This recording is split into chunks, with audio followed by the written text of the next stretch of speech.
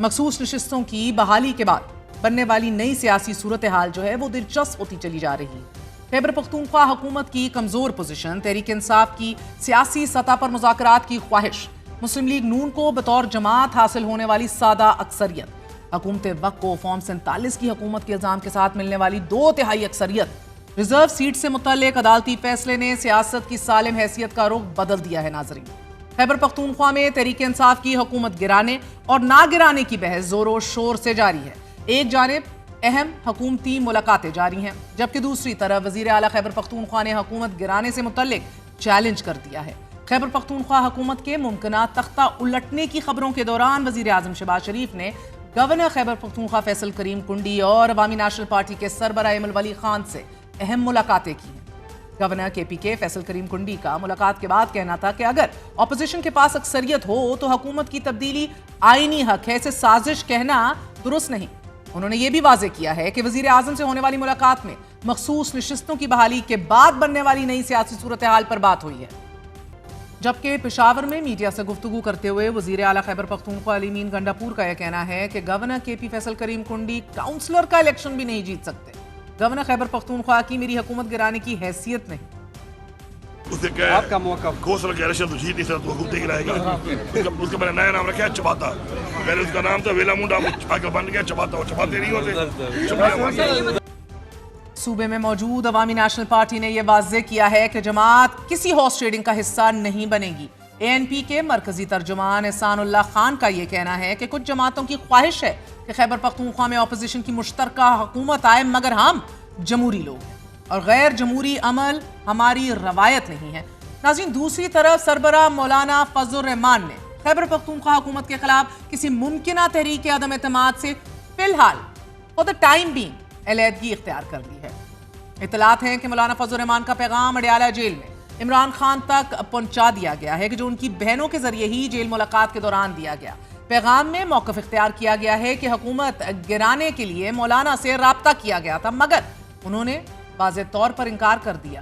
اس سے قبل مولانا فضل الرحمان 26ویں آئینی ترمیم سے حکومت کے شانہ بشانہ بھی دکھائی گئے اور اپوزیشن کے گرینڈ الائنس میں تحریک انصاف سے 100 قدم دور کھڑے ہونے کی روایات بھی رک چکے ہیں۔ گو کہ اپنے تئیں یہ بات بھی درست ہے that he went to defang this constitutional amendment to a great extent، لیکن جے یو آئی فے ابھی ایک بار پھر اہم ترین پوزیشن میں ہے۔ جے یو آئی فے 8 خواتین اور 2 اقلیتی نشستیں بحال ہونے کے بعد 19 نشستوں کے ساتھ اس وقت خیبر پختونخوا اسمبلی میں اپوزیشن کی سب سے بڑی جماعت بن چکی ہے، جبکہ مسلم لیگ نون کی صوبائی اسمبلی میں 6 خواتین اور 1 اقلیتی نشست بحال ہونے کے بعد ایوان میں تعداد 16 ہو گئی ہے۔ مولانا فضل الرحمان ایک بار پھر اس بدلتی سیاست کا اہم مورا بن چکے ہیں۔ اسمبلی میں حزب اختلاف کی تعداد اس وقت 27 سے 52 ہو چکی ہے۔ حکومت کی تبدیلی کے لیے اپوزیشن کو 73 اراکین کی ضرورت ہے۔ ناظرین، اور اطلاعات ہیں کہ حزب اختلاف کی جماعتیں اسمبلی میں موجود 35 آزاد اراکین پر تکیہ کر رہی ہیں۔ حکومت بنانے کے لیے اپوزیشن کو 21 اراکین کی ضرورت ہوگی، اور مصدقہ ذرائع یہ بتا رہے ہیں کہ ان آزاد اراکین سے رابطے شروع ہو چکے ہیں اور پیشکش بھی سامنے رکھ دی گئی ہے۔ گزشتہ روز جے یو آئی فے کے سینئر رہنما حافظ حمداللہ یہ اشارہ بھی دے چکے کہ حکومت 27ویں ترمیم جلد لا سکتی ہے، کہ جس سے اہم مندرجات میں فاٹا کے سٹیٹس کو بحال کرنا اور پھر آئینی عدالتوں کا قیام بھی شامل ہوگا۔ مولانا فضل الرحمان ایک طویل عرصے تک فاٹا انضمام کے شدید مخالف رہے ہیں، اور ان کا موقف رہا ہے کہ فاٹا کا خیبر پختونخوا میں انضمام پوری پارلیمنٹ کی اجتماعی خودکشی کے مترادف ہے۔ تاہم حکومت تاحال حکومت گرانے سے متعلق انکار کر رہی ہے۔ ہمیں یہ رانا ثناء اللہ صاحب نے بھی کہا کہ ہم دلچسپی نہیں رکھتے، اور اب سینیٹر عرفان صدیقی بھی یہ کہہ رہے ہیں کہ عدم اعتماد سے متعلق کوئی تجویز کسی اعلیٰ سطح پر زیر بحث نہیں آئی۔ عدم اعتماد ایک آئینی اور قانونی چیز ہے، عمران خان خود اس کا شکار بنے ہیں۔ تاہم تحریک انصاف کی پارلیمانی پارٹی نے مخصوص نشستوں سے متعلق عدالتی فیصلے کے بعد اراکین کی ممکنہ وفاداریاں اور لائلٹی تبدیلی کے پیش نظر اسمبلی اراکین سے دوبارہ حلف لینے کا فیصلہ کر لیا ہے۔ ناظرین، جماعت کا اہم ترین اجلاس آج کسی بھی وقت متوقع ہے، کہ جس میں قومی اور صوبائی اسمبلی کے تمام اراکین کو شرکت کی ہدایات جاری کی جائیں گی۔ اجلاس میں نہ صرف مخصوص نشستوں کے معاملے پر مشاورت کی جائے گی بلکہ خیبر پختونخوا اسمبلی کے 35 آزاد ارکان سے دوسری جماعت میں شامل نہ ہونے کا تحریری حلف بھی لیے جانے کا امکان ہے۔